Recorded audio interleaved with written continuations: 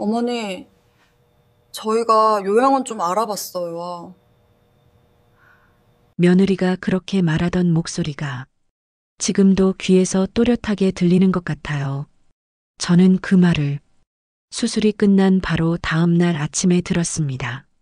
하지만 이상하게도 그 전날 밤부터 제 가슴은 알 수 없는 불안으로 계속 내려앉고 있었거든요. 저는 올해 64살, 이름은 박영자입니다. 그날 저는 큰 수술을 앞두고 병원 침대에 누워 있었어요.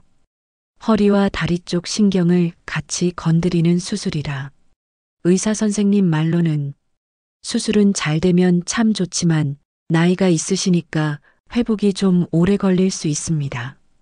그렇게 말하더라고요. 사실 그 말이 저는 너무 무서웠어요. 혹시라도 마취해서 안 깨면 어떡하나. 깨긴 깨어도 예전처럼 못 걷게 되면 어떡하지. 이런 생각들이 머릿속에 끊임없이 떠올랐습니다. 그날 밤 창밖은 이미 까맣게 어두워져 있었고 병실 천장의 형광등 불빛만 초라하게 제 손등을 비추고 있었어요. 손등에는 링거 바늘이 박혀 있었고 테이프가 가지런히 붙어 있었습니다. 그걸 멍하니 내려다보다가 저는 괜히 한숨만 길게 내쉬었어요. 내일이면 수술이구나. 혼자 중얼거렸죠. 그때 문득 첫째 아들 지훈이와 둘째 딸 수영이 얼굴이 떠올랐어요. 아들은 결혼해서 차로 20분 거리에 살고 있고 딸은 결혼 후 멀리 제주도에 살고 있었거든요. 수술 날짜를 잡고 나서 아들한테 전화를 했을 때 아들 지훈이는 이렇게 말했었어요. 엄마 알았어요. 근데 회사가 요즘 진짜 바빠서 스케줄 한번 보고 최대한 맞춰볼게요. 요즘 젊은 사람들 얼마나 바쁜지 저도 알아요. 그래서 이해하려고 했죠. 그래, 너 바쁜 거 알지. 날짜만 알고 있으면 돼. 굳이 안 와도 된다. 저는 이렇게 말했습니다. 하지만 속마음은 정말로 안 와도 된다는 뜻은 아니었어요. 그래도 수술이면 멀리 있는 딸은 몰라도 아들 지훈이가 손 한번 잡아주면 좋겠는데 하고 생각했지요. 그 얘기를 전해 들었는지 며느리한테서 전화가 왔었습니다. 어머니, 이번 주 저희 스케줄이 진짜 너무 빡세요. 예준이 학원도 그렇고 아범도 야근 많고요. 어머니 수술 날짜가 하필이면 제일 바쁜 주간에 딱 걸렸네요.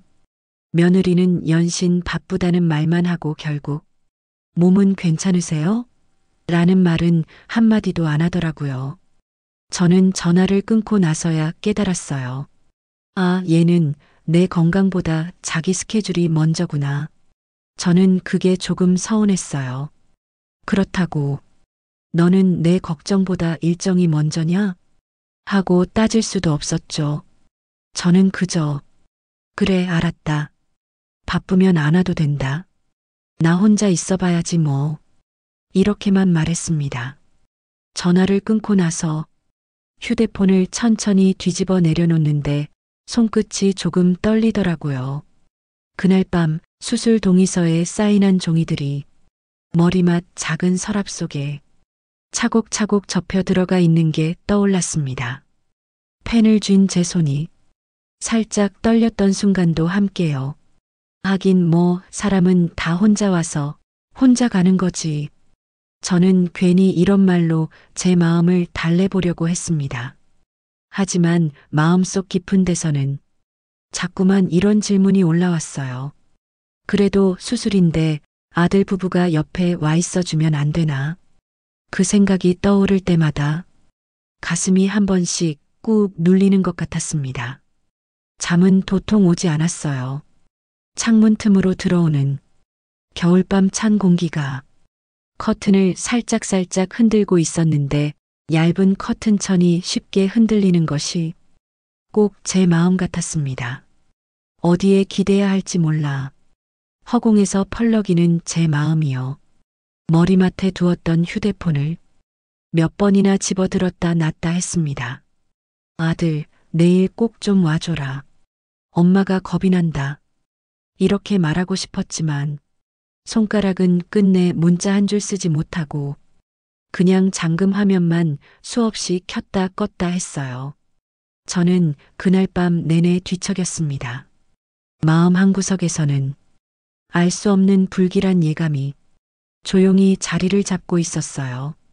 하지만 그때만 해도 저는 상상도 못했습니다.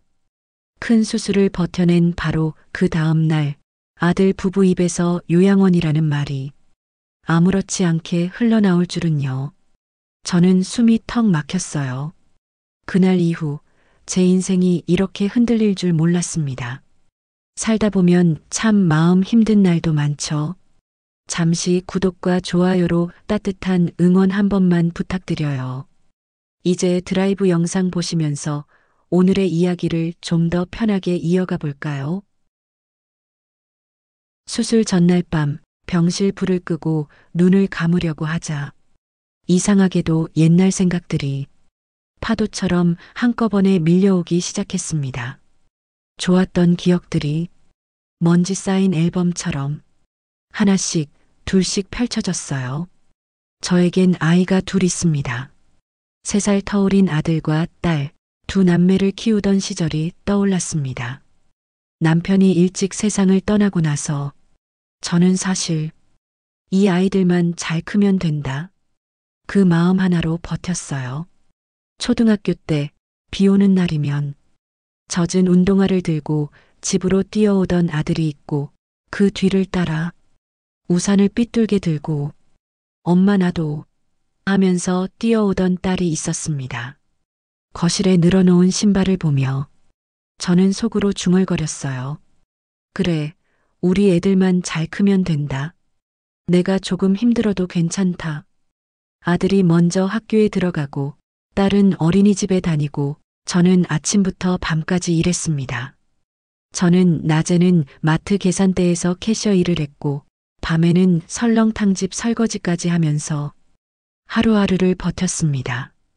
발바닥에 물집이 잡히고 손이 설거지물에 불어서 트고 갈라져도 퇴근길에 먼 거리에서 교복 입은 아들이 초등학생 딸 손을 꼭 잡고 버스 정류장에 서 있는 모습이 보이면 이상하게도 그 순간만큼은 힘든 게 다 잊혀졌어요. 아들은 동생 손을 꼭 잡고 엄마, 우리 왔어. 딸은 제게 매달리듯 안기며 엄마, 오늘 선생님이 그림 잘 그렸다고 칭찬해 주셨어. 하루 동안 있었던 일을 쏟아냈습니다. 저는 녀석들의 젖은 머리를 닦아주면서 속으로 생각했죠. 그래, 이 두 녀석만 사람답게 키우면 난 그걸로 됐다. 중학생, 고등학생이 되면서 또 다른 고민이 생겼죠. 아들은 학원비, 딸은 미술학원을 가고 싶다 하고 형편이 넉넉하지 않다 보니 둘 다 원하는 걸 다 해줄 수는 없었습니다. 어느 날 밤 식탁 위에 놓인 통장과 공책을 펼쳐놓고 저는 혼자 계산을 했어요. 아들 학원비를 조금 줄이고 딸 미술학원을 2달만 보낼까 아니면 둘 다 하나씩 줄일까. 그때 아들이 화장실에 가다 말고 제 방문 앞에서 그걸 보고 서 있더라고요. 엄마, 나 그냥 학원 하나 빼도 돼. 나 집에서 혼자 공부해도 돼. 그랬더니 딸이 또 고개를 내밀며 말했습니다. 엄마, 나도 미술학원 나중에 가도 돼. 혼자 집에서 그림 그릴게.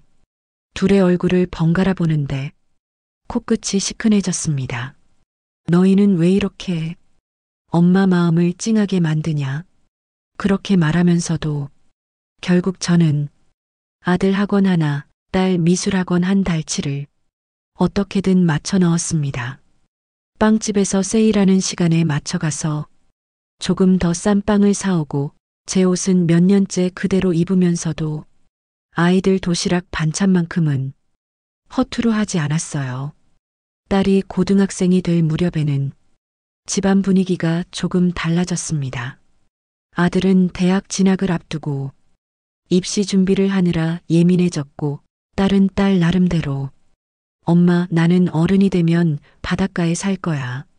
그런 데서 살면 얼마나 좋을까? 이런 이야기를 종종 꺼냈습니다. 저는 농담처럼 이렇게 말하곤 했어요. 수영아, 네가 결혼해서 멀리 살면 엄마는 수영이가 너무 보고 싶어서 매일 울 것 같은데? 그러면 딸이 웃으면서 이렇게 말했습니다. 아냐, 엄마 멀리 살더라도 나중엔 꼭 엄마 옆에 있을게. 그땐 그 말이 그냥 장난처럼 들렸었는데, 이제 와 돌이켜보면 참 묘한 예고였던 것 같기도 합니다. 세월이 흘러 딸 수영이가 결혼을 했습니다. 수영이는 제주도의 작은 도시로 시집을 갔어요. 어릴 때 입버릇처럼 말하더니 정말 바다가 보이는 곳에서 살게 되었죠. 사위가 그쪽 사람이기도 했고 제주에서 잘 나가는 사업가 집안이었습니다. 엄마, 우리 집에서 바다가 보여. 엄마 보러 자주 못 올 수도 있는데 어쩌지? 딸이 그렇게 말하길래 제가 웃으면서 대답했습니다. 괜찮아. 영상통화 자주 하고 지내면 되지. 둘이 잘 살면 엄마도 그걸로 충분해. 엄마는 여기서 너희 올 때까지 잘 지내고 있을게.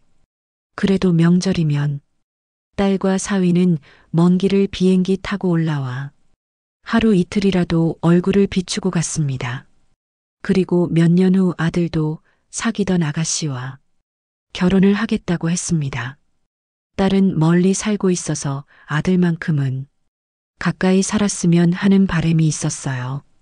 아들 지훈이는 취업을 늦게 해서 모아놓은 돈이 별로 없었고 며느리 될 아이도 그리 넉넉한 집의 딸은 아니었습니다. 그래서 신혼집을 마련하는 것이 벅차 보였지요. 둘 다 출퇴근이 가능해야 했고 저희 집이랑 가까운 곳에 신혼집을 구해보자고 했습니다. 그랬더니 전세 대출도 버거워하는 눈치였어요. 저한테는 노후 준비로 마련해둔 아파트가 하나 있었어요. 나중을 위해서 악착같이 대출금을 갚고 마련한 집이었지요. 아들이 들어가 살게 된다면 월세를 못 받게 되는 게 마음에 좀 걸렸어요. 비록 작은 평수의 아파트였지만 그래도 아들이 신혼집으로 쓰기에는 충분했습니다. 그래서 그 집을 놓고 고민을 하게 됐죠. 그 이야기를 딸에게 했더니 엄마, 난 괜찮으니 오빠가 들어가 살게끔 해줘. 나는 그래도 시집 잘 가서 잘 살고 있으니 지금은 우선 오빠 살게 도와주는 게 낫지. 혼수도 넉넉하게 못 해주고 시집 보냈는데 그렇게 말해주니 한편으로는 고맙고 또 한편으로는 미안했습니다. 그래서 세입자를 내보내고 아들이 들어가 신혼집으로 살 수 있도록 해주겠다고 마음먹고 전화를 했습니다. 아들, 신혼집 힘들게 무리하지 말고 엄마가 해둔 집에 네가 들어가 살아라. 그동안 둘이 열심히 벌어서 좋은 집 얻어나가. 엄마는 그냥 지금처럼 이 집에 전세로 살면 돼. 그렇게 신혼집을 마련해주니 지훈이도 며느리 현아도 어머니 감사합니다. 이렇게 편의를 봐주셔서 얼마나 도움이 되는지 몰라요. 저희가 평생 잘할게요. 하면서 기뻐했었지요. 손주가 태어났을 때는 지훈이도 수영이도 서로 영상을 보내며 자랑을 했고 명절 때 자식들이 모이면 며느리 현아는 딸을 향해 아가씨 오시느라 고생 많았어요. 이렇게 반갑게 인사했고 딸 수영이는 며느리에게 언니 애는 잘 커요? 힘들지 않아요? 하며 친하게 잘 어울렸지요. 이렇게 가족이 다 모이면 손주들이 나란히 앉아 과자를 먹는 모습이 그냥 보기만 해도 제 삶의 기쁨이었어요. 몇 년을 정말 화목한 가족처럼 지냈습니다. 그때 저는 정말 몰랐어요. 그 따뜻했던 시간들이 언젠가 당연한 것이 되어버리고 제가 했던 모든 것들이 숫자로 계산되는 날이 올 줄은요. 손주 학원비 때문에 제가 도와줬던 그 무렵이었어요. 며칠 뒤 며느리가 말하더군요. 어머니는 대단하세요. 우린 이렇게 빠듯한데. 말만 들으면 칭찬 같은데 표정에는 부담과 서운함이 함께 섞여 있었습니다. 그날 이후였어요. 며느리의 말투가 조금씩 달라지기 시작한 건 처음엔 아주 사소한 것들이었죠. 어머니, 오늘은 반찬 조금만 해주세요. 저희 집에 음식이 너무 많아요. 저는 그저 나름의 이유가 있겠지 싶어. 그래, 알았다. 하고 넘어갔습니다. 하지만 그 다음부터는 요즘 물가도 비싼데 왜 이렇게 많이 하세요? 같은 말들이 이어졌습니다. 내가 돈 달라는 것도 아닌데. 살짝 서운했지만 제가 괜히 지나치게 주는 사람처럼 느껴져 머쓱하기도 했어요. 그러던 어느 날 손주 학원비가 또 모자라다며 아들이 전화를 걸어왔습니다. 엄마, 혹시 지난번에 준 돈 말고 한 번만 더 도와줄 수 있어? 저는 줄어든 통장 잔고를 한참 들여다보다가 결국 적금을 깨서 보태줬습니다. 며칠 뒤 며느리는 이렇게 말했죠. 어머니는 진짜 대단하세요. 우린 이렇게 빠듯한데.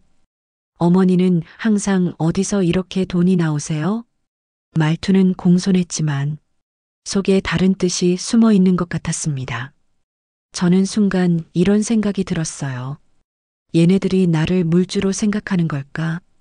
그래서 앞으로는 이제 저들 스스로 살게 해야겠다는 마음으로 아들에게 조심스레 말했죠. 아들, 엄마도 이제 나이 들어. 일할 곳이 마땅치가 않다. 앞으로 너희가 더 알뜰살뜰 살아야 한다. 그랬더니 아들은 네, 알겠어요. 하고 퉁명스럽게 대답했습니다. 그리고 그때부터였을까요? 명절 분위기도 조금씩 달라지기 시작했습니다. 처음 몇 년은 며느리가 부엌에서 같이 전도 부치고 설거지도 함께하고 어머니, 이건 제가 할게요. 했었는데 어느 해부터인가 어머니, 저는 애 좀 봐주고 올게요. 하고 자리를 비웠습니다. 결국 부엌에는 저 혼자 남게 되더라고요. 하루 종일 서서 일하고 앉으면 허리가 뻐근해졌습니다. 멀리 사는 딸은 명절에만 겨우 올라왔어요. 엄마, 나 좀 늦을 것 같아. 비행기가 연착됐어. 그렇게 헐레벌떡 도착하면 이미 음식은 다 끝나 있고 식탁이 거의 차려져 있을 때였죠. 그래도 딸은 도착하자마자 앞치마부터 두르며 말했습니다. 엄마, 뭐 도와줄 거 없어? 언니, 이거 제가 할게요. 그러면 며느리가 조금은 불편한 웃음을 지으며 아가씨, 오느라 힘들었을 텐데요. 제가 하던 거니 마저 할게요. 이렇게 말하곤 했습니다. 겉으로 보기에는 서로 예의를 지키는 관계였지만 며느리는 어딘가 미묘한 감정이 느껴졌어요. 또 한 번은 주말에 손주를 봐달라는 연락이 왔어요. 그날은 제가 정기검진이 있는 날이라 병원에 가야 했거든요. 현아야, 내가 그날은 병원 예약이 있어서 날짜 좀 바꾸면 안 될까? 그랬더니 전화기 너머에서 짧은 정적이 흐른 뒤에 며느리 목소리가 들렸습니다. 아, 그러세요? 그럼 뭐 저희가 알아서 할게요. 목소리는 예의 바른데 왠지 모르게 기분이 상한 말투였어요. 저는 혼자 이런 생각이 들더라고요. 내가 얘네 일정 못 맞춰줬다고 이렇게까지 기분 상할 일인가? 나는 이미 내 스케줄이 있어 어쩔 수 없는 건데. 어느 날은 아들 생일이었습니다. 제가 미역국이랑 잡채를 해서 조금 들고 가려고 했어요. 아들, 오늘 저녁에 잠깐 들러도 되겠니? 엄마가 미역국 좀 했다. 그랬더니 아들이 엄마, 오늘은 우리끼리만 간단히 먹으려고 했어. 엄마 오시면 또 복잡해지잖아. 아무렇지 않게 얘기했지만 저는 그 말이 가슴 한가운데에 콕 박혀버렸습니다. 내가 가면 복잡해진다고 집에 와서 끓여둔 미역국 냄비를 식탁 위에 올려놓고 혼자 앉아 먹었습니다. 숟가락을 들다가 갑자기 눈물이 뚝 떨어지더라고요. 저는 황당했어요. 아들 생일이라고 미역국 좀 같이 먹자는 건데 내가 뭘 그렇게 잘못했나? 그래서 딸과 전화 통화를 하며 이런 일들을 하소연한 적이 있습니다. 수영아, 요즘 너희 오빠네랑 자꾸 말이 어긋나는 것 같다. 그러자 딸은 전화기 너머로 이렇게 말했죠.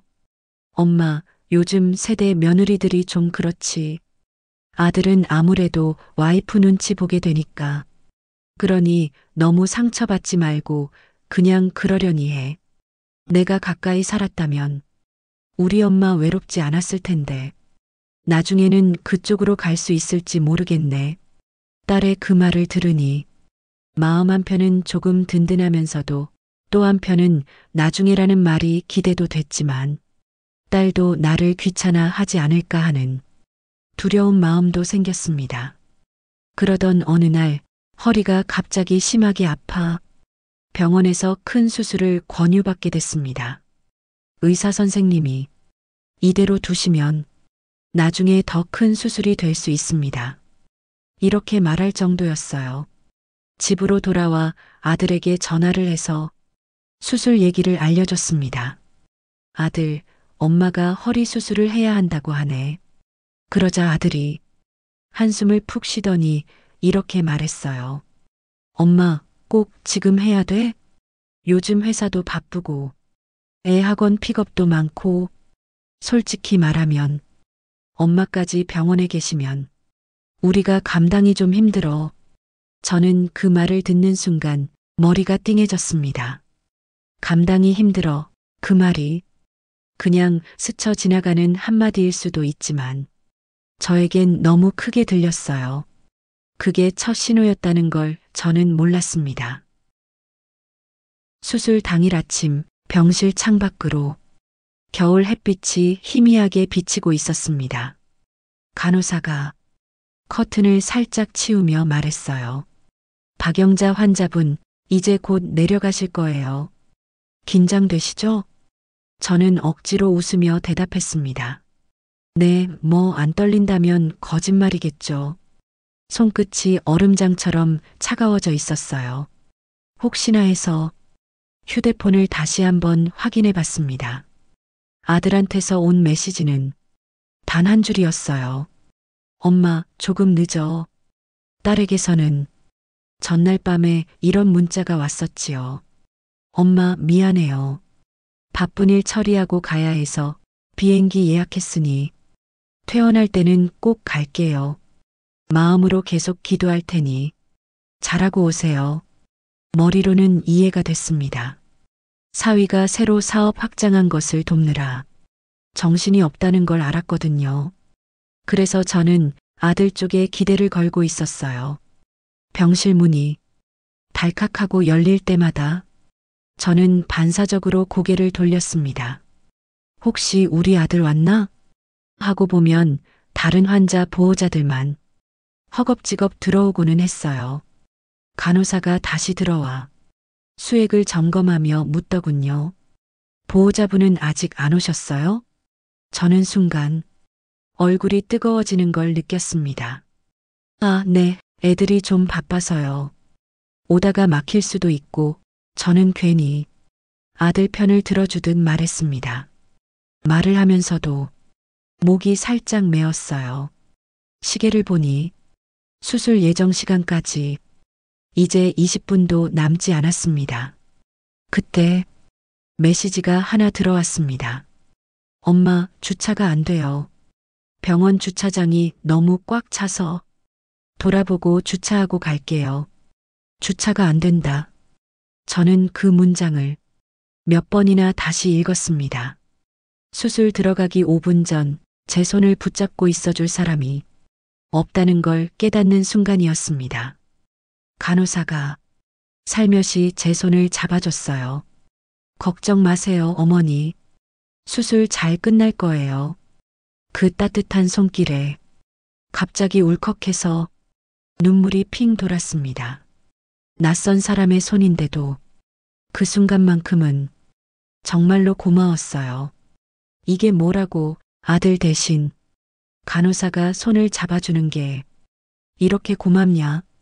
침대는 천천히 복도를 지나 수술실 쪽으로 움직였습니다.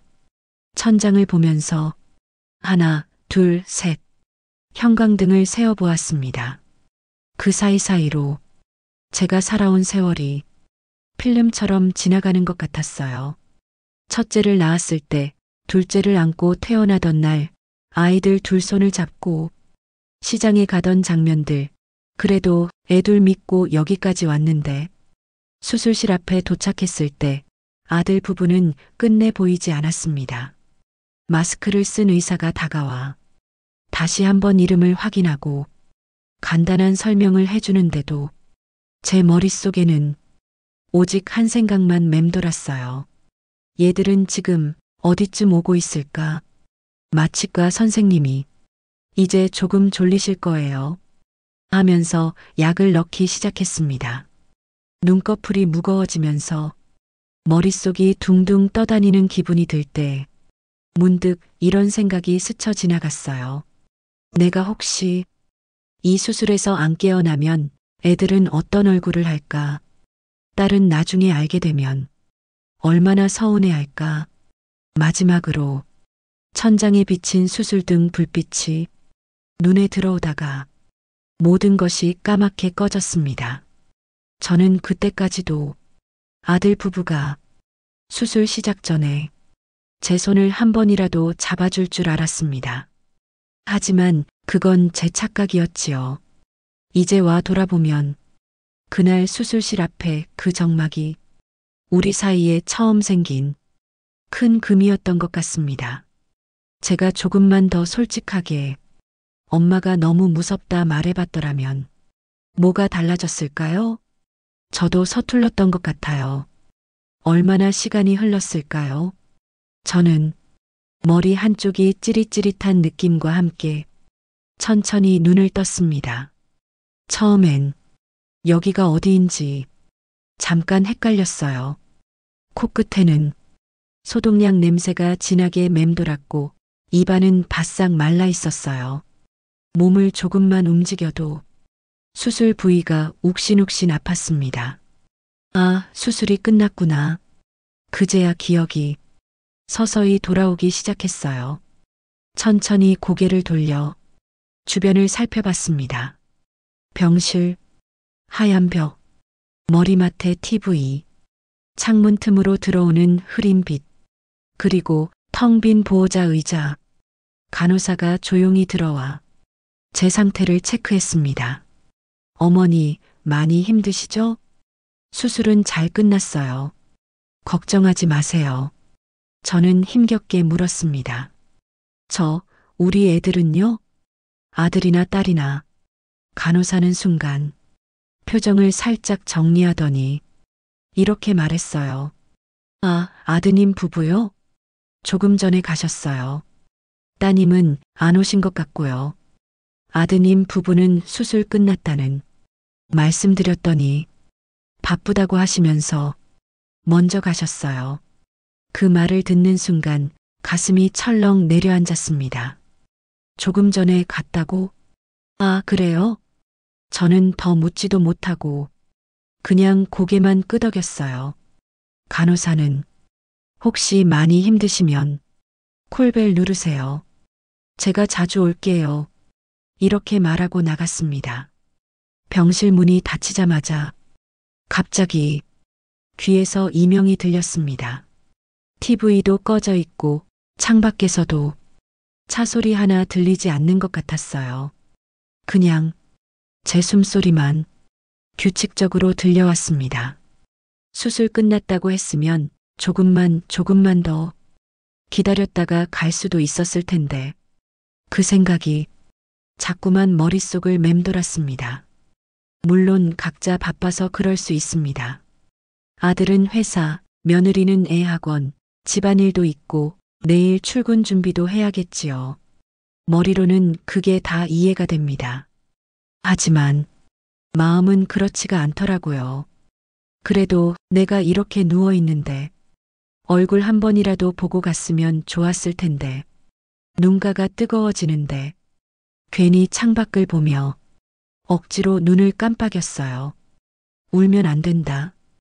이 나이에 이게 뭐라고 또 울려고 하냐.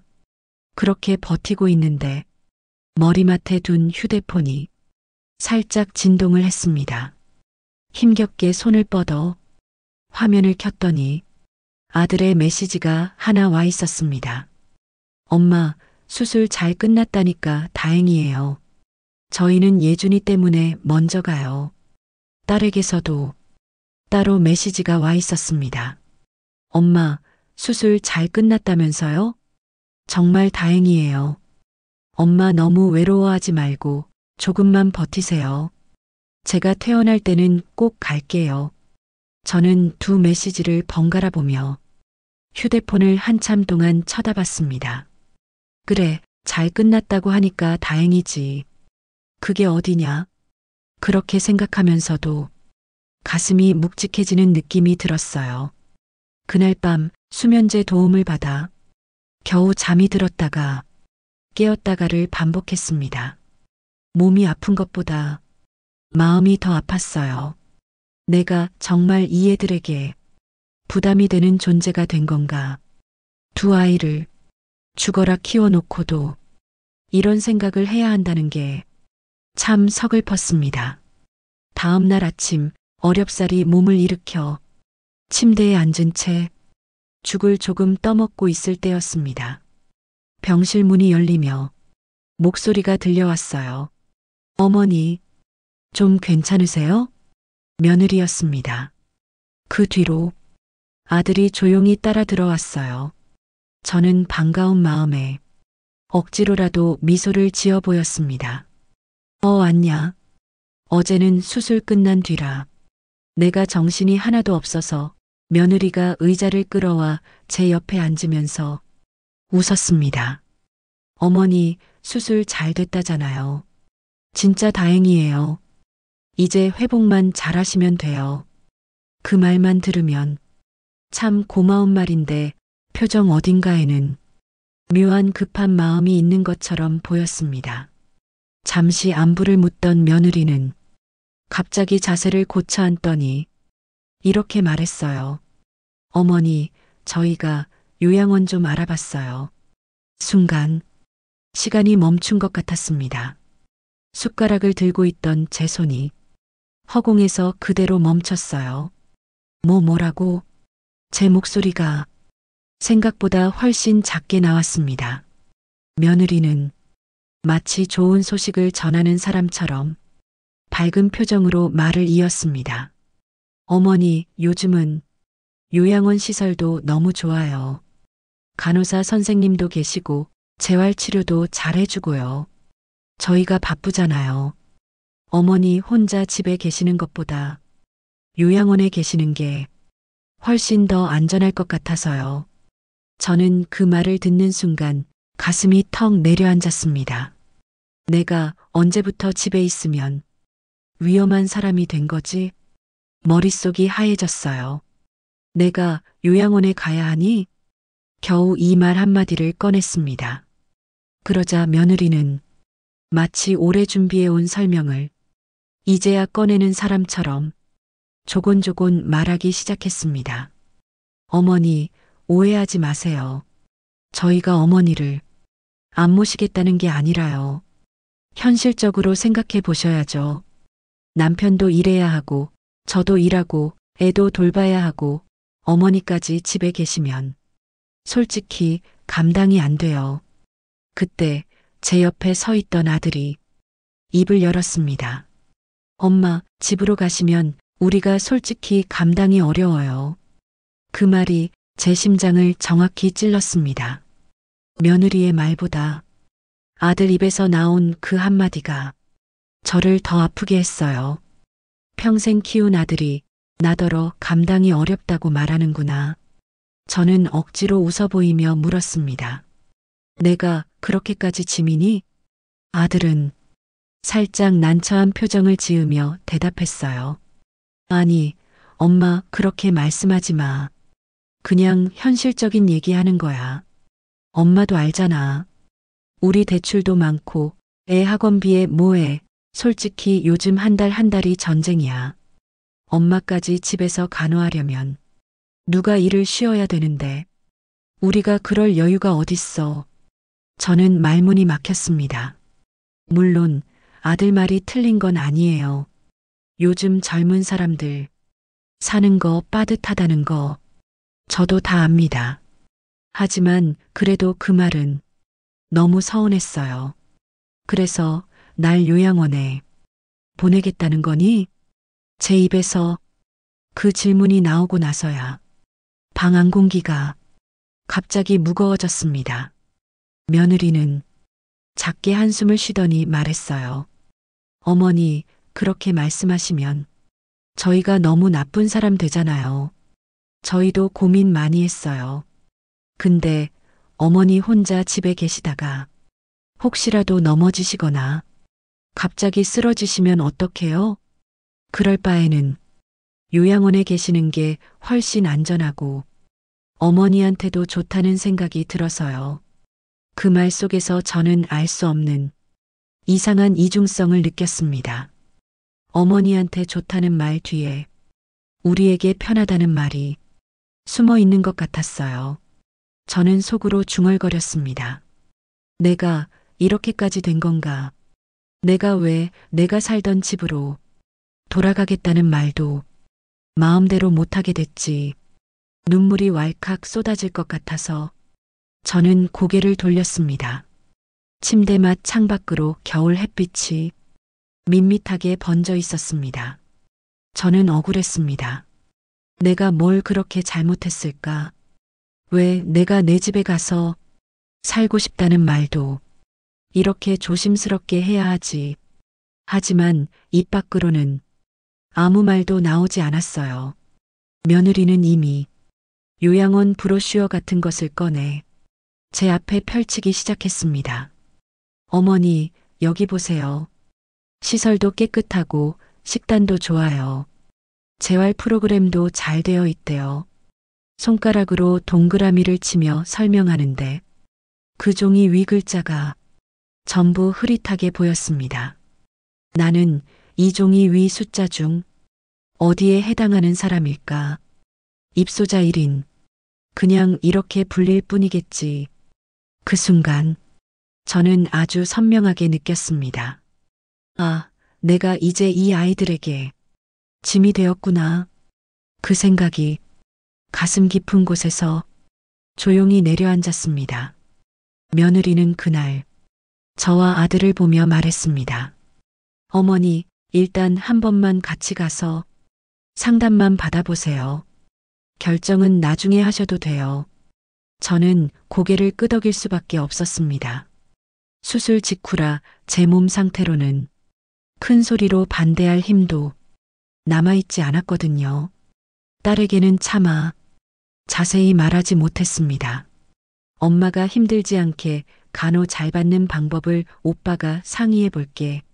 나중에 알았지만 아들이 동생에게 문자를 보냈었다 하더군요. 며칠 뒤 거동이 조금 나아져서 병원의 요양원을 알아본다고 하고 잠시 외출을 했습니다. 저는 휠체어에 앉은 채 요양원 상담을 받으러 갔지요. 아들은 바쁘다며 못 왔고 며느리가 운전을 해서 저를 데리고 갔어요. 차 안에서 며느리는 이런저런 얘기를 했습니다. 어머니, 여기가 시설도 좋고 평도 괜찮더라고요.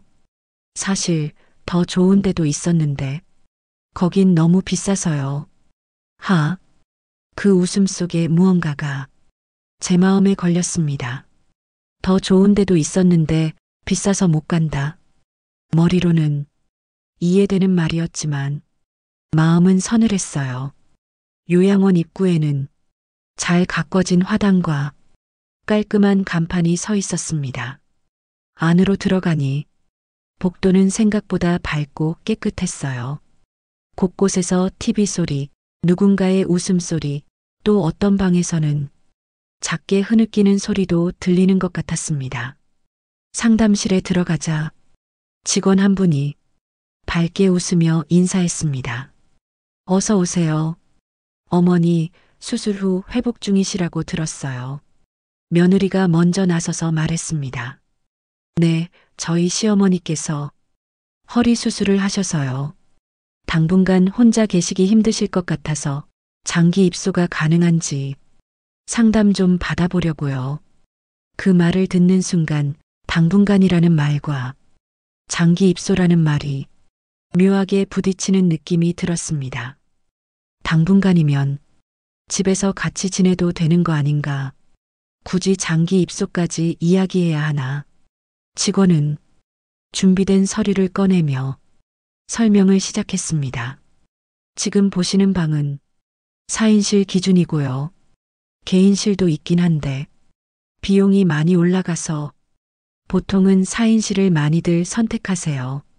그러면서 이용 요금표를 우리 앞에 펼쳐 보였습니다. 종이 위에는 월 얼마, 추가 비용 얼마, 기타 서비스 비용 등이 빼곡히 적혀 있었어요. 직원이 말을 이었습니다. 며느님께서 비용 부분 많이 걱정하시더라고요. 그래서 최대한 부담이 덜 되는 쪽으로 맞춰보려고 합니다. 비용 부분 많이 걱정하시더라고요. 그 말이 제 귀에 깊게 박혔습니다. 저는 그제야 며느리의 속마음을 조금 알 것도 같았어요. 아, 결국 돈 때문에 나를 집에 간다는 것도 반대하고 이렇게 싼 곳으로 보내려고 그러는구나. 물론 제가 살아오면서 돈이 얼마나 무서운 건지 모르는 건 아니에요. 하지만 내가 이 아이들에게 돈으로 계산되는 존재가 됐다는 사실이 이렇게도 선명하게 느껴지는 건 처음이었습니다. 어머니께서는 기초연금도 받으시죠? 직원의 질문에 며느리가 대신 대답했습니다. 네, 받으세요.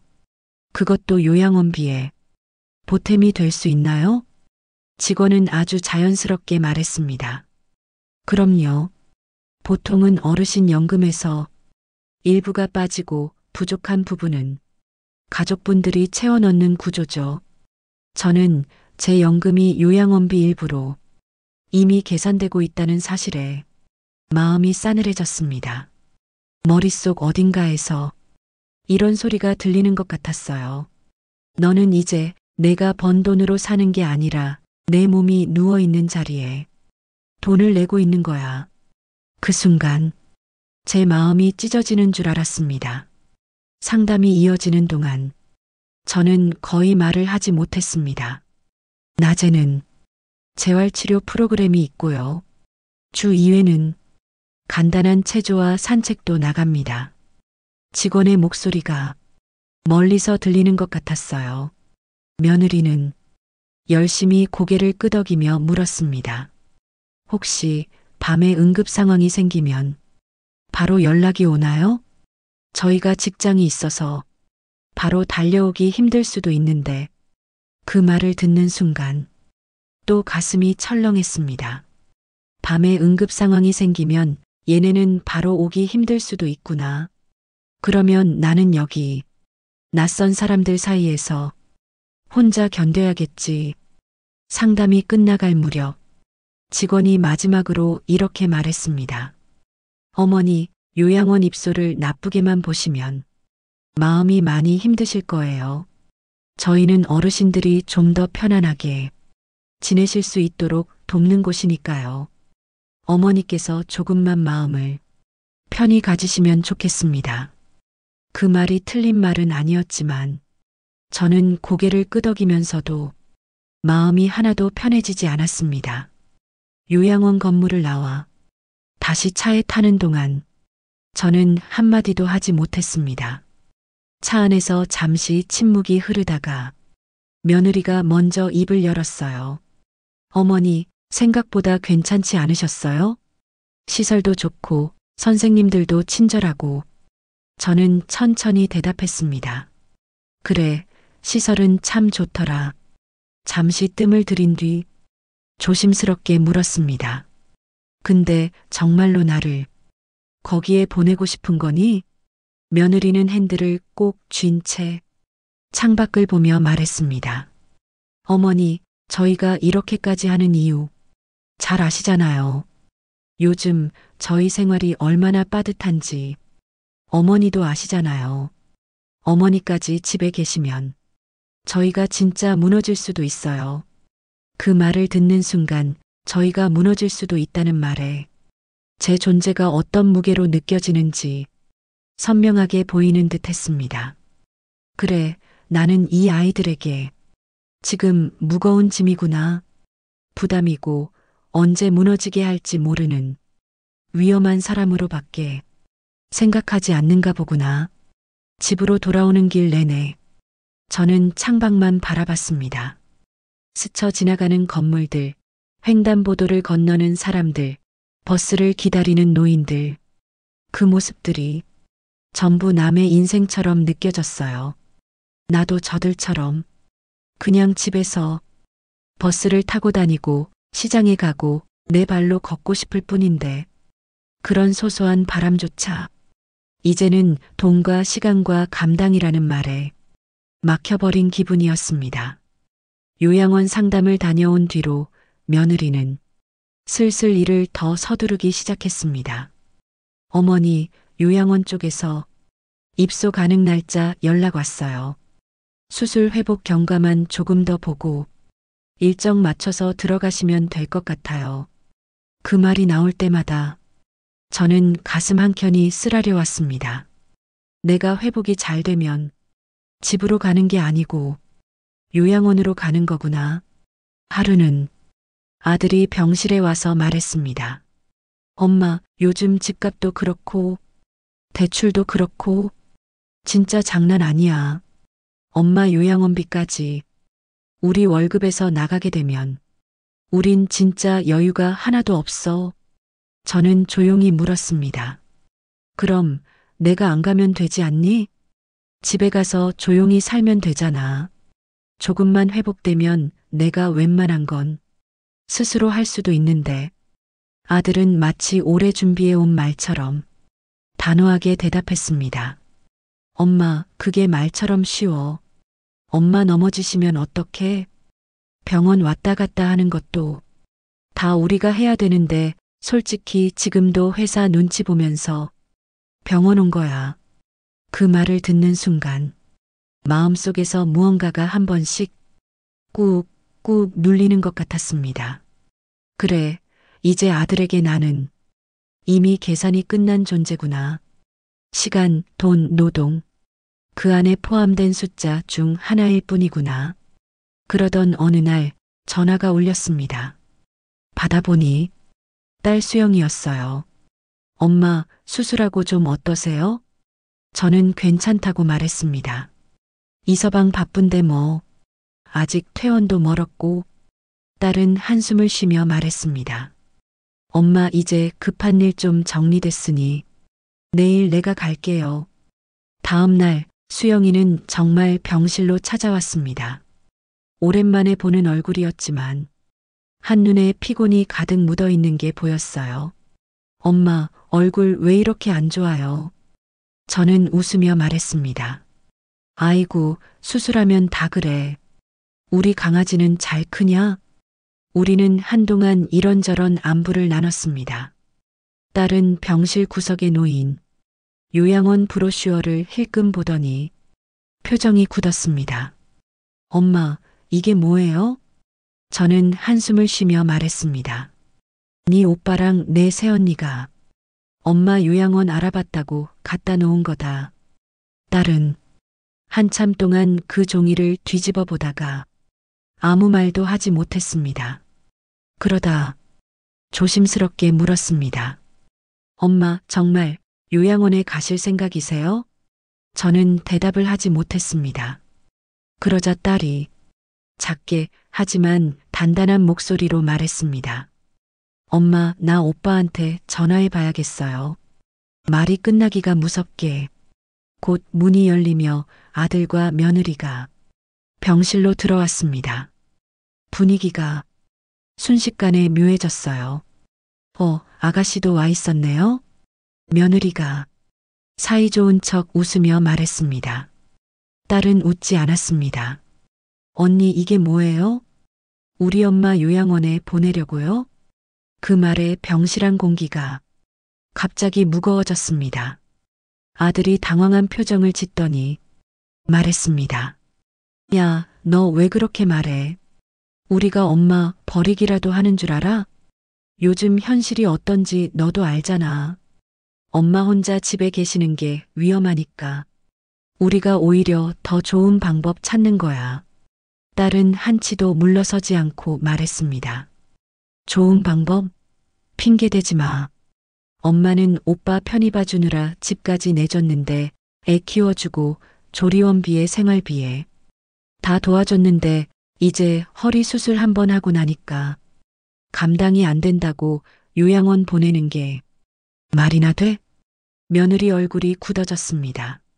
아가씨, 그렇게 말하면 우리가 너무 나쁜 사람이 되잖아요. 우리도 나름대로 어머니 생각해서 딸이 말을 끊었습니다. 언니, 정말 우리 엄마 생각해서 하는 행동이에요? 우리 엄마 수술실 앞에는 간호사 선생님만 계셨대요. 그날 언니, 오빠랑 어디 있었어요? 그 말을 듣는 순간 아들 얼굴이 순간 굳어졌다가 금방 짜증 섞인 표정으로 바뀌었습니다. 너 그것까지 캐묻고 다녔어? 그래, 우리가 잘못했다 치자. 근데 너는 멀리서 엄마한테 뭐 얼마나 했다고. 지금 이렇게 나서서 우리를 몰아붙이냐? 엄마 병원비, 수술비, 입원비 다 누가 내는데? 딸은 한 번 숨을 고르고 말했습니다. 오빠 그런 소리 하지 말어. 어차피 보험에서 다 나오는 돈. 그리고 엄마가 평생 오빠한테 쓴 돈이 얼마인데 다 낸다고 한들 그렇게 말하면 안 되지.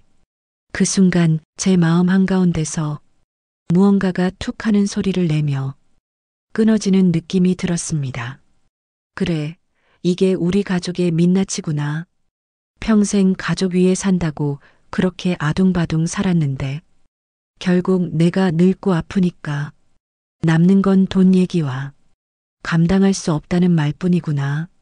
저는 더 이상 두 아이의 싸움을 그냥 보고만 있을 수 없었습니다. 야, 그만해라.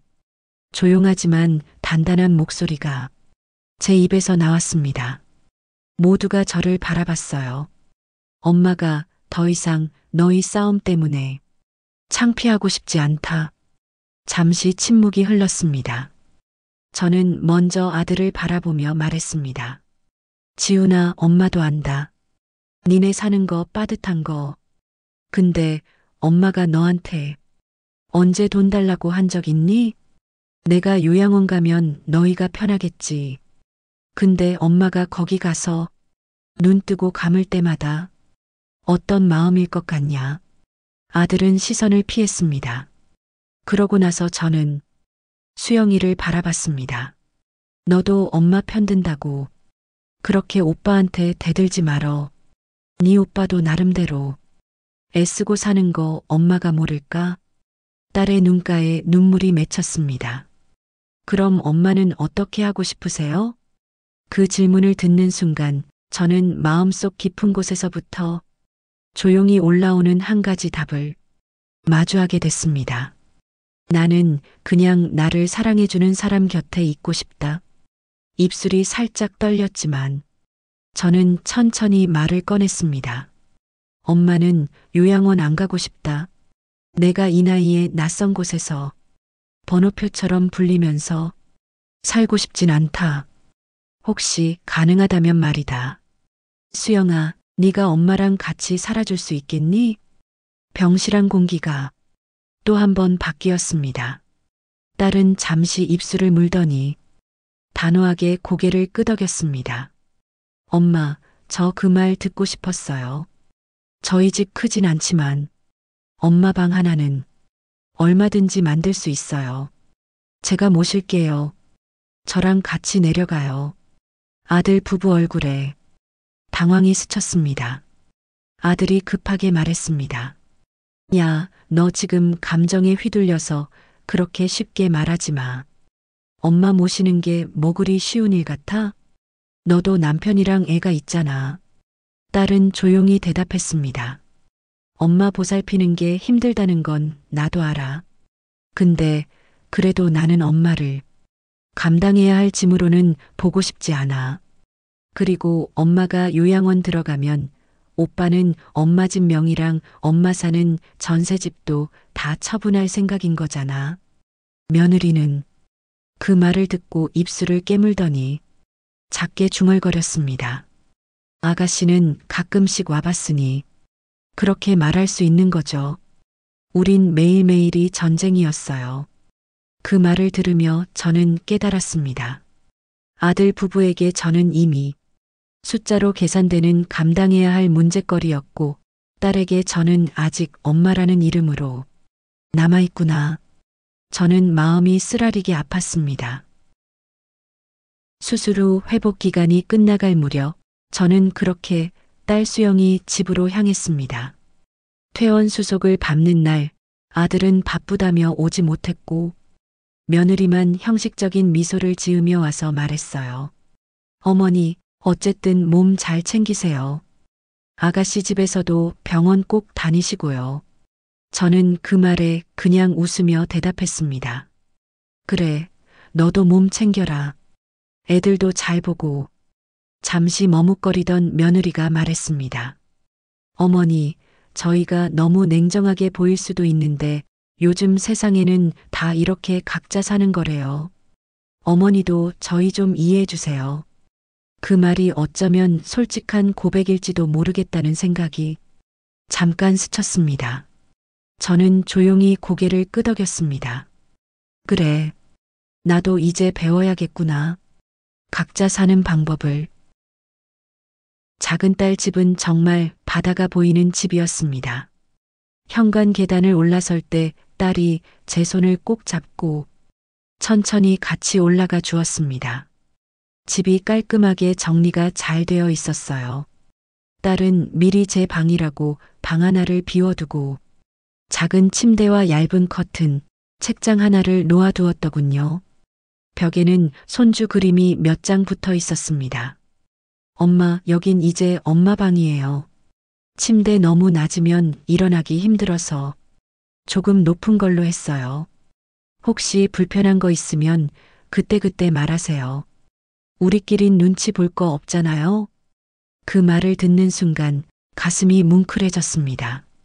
그래, 여긴 내가 짐이 아니라 그냥 엄마로 있을 수 있는 곳이구나. 밤이 되면 딸이 퇴근하고 와서 제 방에 살짝 들어와 이런저런 얘기를 나눕니다.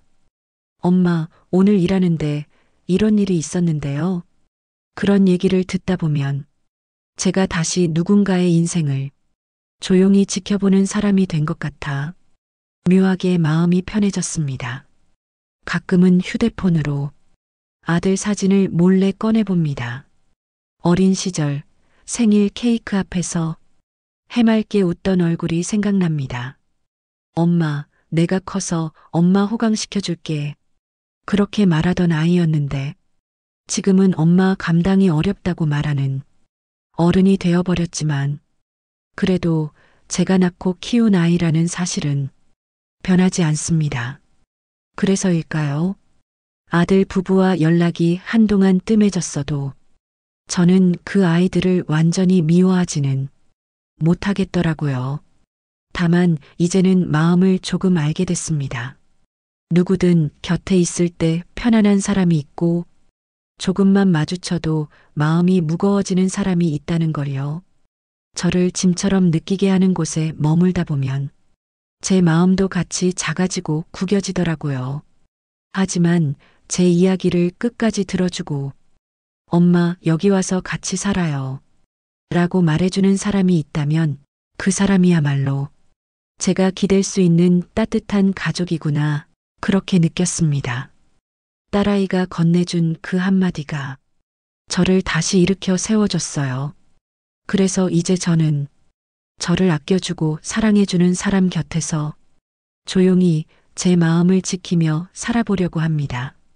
물론 앞으로의 날들이 마냥 편하지만은 않을 겁니다. 나이 들수록 몸은 더 약해질 거고 병원 갈 일도 더 많아지겠지요. 그렇지만 이제는 한 가지는 꼭 지키고 싶습니다. 누구에게도 감당해야 할 짐이 아니라 저 스스로 제 마음을 챙기는 사람이 되고 싶어요. 그래서 이렇게 조용히 다짐해 봅니다. 저는 이제 제 마음을 조금 지켜보려고요. 당신의 하루에 작은 온기가 머물렀다면 구독과 좋아요로 함께 해주세요. 새로운 사연이 도착하는 순간 가장 먼저 따뜻한 소식을 전해드릴게요. 그리고 사연의 주인공에게 용기와 응원의 한마디도 부탁드립니다. 당신의 하루가 그만큼 더 따뜻해지시기를 바랍니다.